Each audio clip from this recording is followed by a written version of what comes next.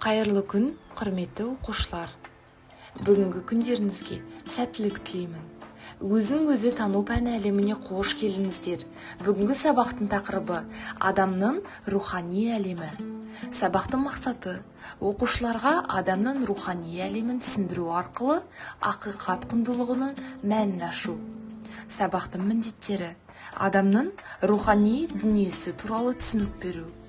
Жан дүниенің ерекшеліктері арқылы руханилыққа құштарлық, ізгілікке ұмтылушылық қасиеттерін дамыту, мейірімділік, адалдық қасиеттеріне тәрбиелеу. Ал енді оқушыларым, бүгінгі тақырыпқа орай сіздерге қазақ халқының мақтанышы, ақын, ағартушы, философ Абай Құнанбайұлының дәйексөзін ұсынбақшымын. Жүрегіне сүңгі де, түбін көзде. Соннан тапқан шын асыл тастай көрме. Оқушыларым, берілген дәйексөз арқылы қандай мағына түсіндіңіздер? Бірге талқылайық. Оқушыларым, дұрыс айтасыздар. Адам баласының бойында таза ой, тек сыртқы сұлулық қана емес, жан сұлулығы сақталса, позитивті ойлап, адамдардың бойында тек қана жағымды жақтарын көріп үйренсе, және жасаған әрекетіне сүйіспеншілікпен, риясыз қараса, оның рухани әлемі міндетті түрде керемет әрі әдемі болмақ. Ал енді оқушыларым, бүгінгі тақырыпқа байланысты сіздерге адамгершілігіңді жоғалтпа атты бейнероликті ұсынбақшымын. Назарларыңыз экранда болсын. Садись. Бабушка, а ты здесь уже была раньше? Да, а что? Ну ты же здесь что-то забыла. Не забыла, а оставила кое-что. Что? Кое-что, что напоминает мне о человеческой доброте. И где это? Подожди, скоро увидишь. Скучно ждать. А хочешь, я расскажу тебе одну историю? Давай.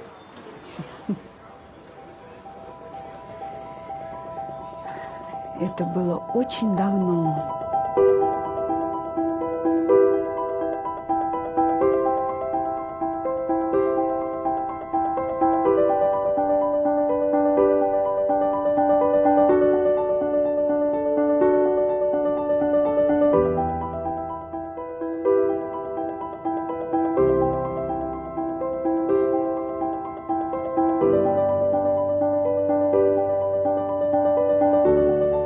Покажите, пожалуйста, бусы из бирюзы. Это для моей сестры.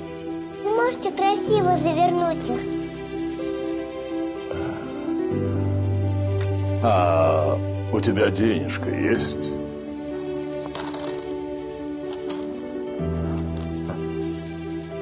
Вот этого хватит? Знаете, я хочу сделать подарок для своей старшей сестры. С тех пор, как умерла наша мама, сестра о нас заботится, помогает. И мне так хочется подарить ей что-то красивое, чтобы она улыбнулась. Это все, что у меня есть.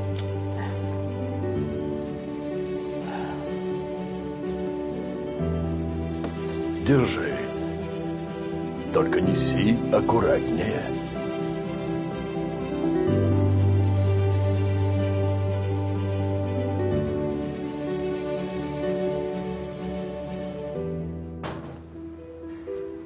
Здравствуйте. Здравствуйте.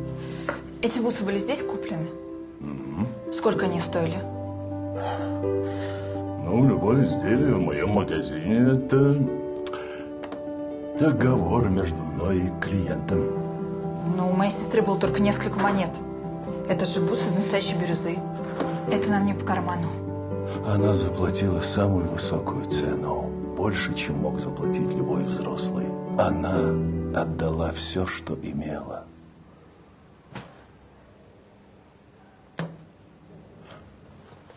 Она хотела, чтобы вы улыбнулись.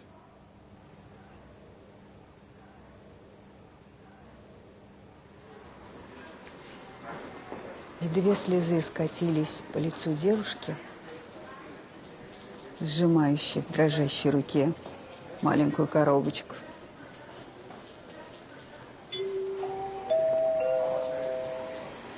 Наша очередь.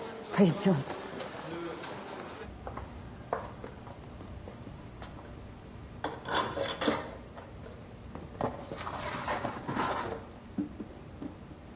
Бабушка, а кто была эта девочка? Да это не важно. Важно, чтобы ты помнила, что на свете есть добрые люди.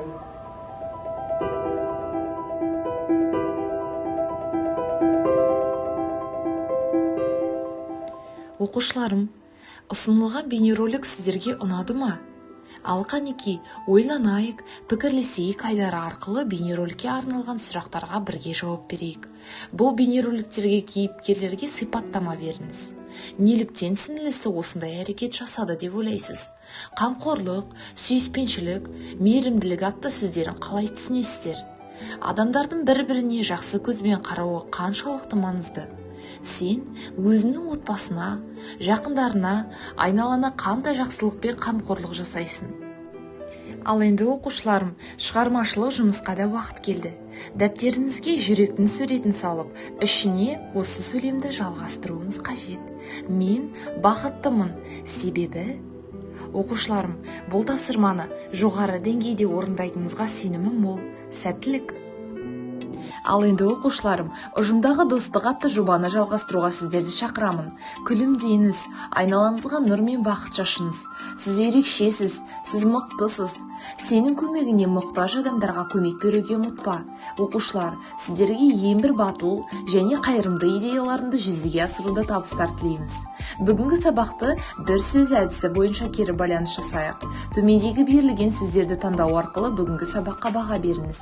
Қуаныш, рахаттану, тыныштық, алаңдау, қанағаттану және шабыт.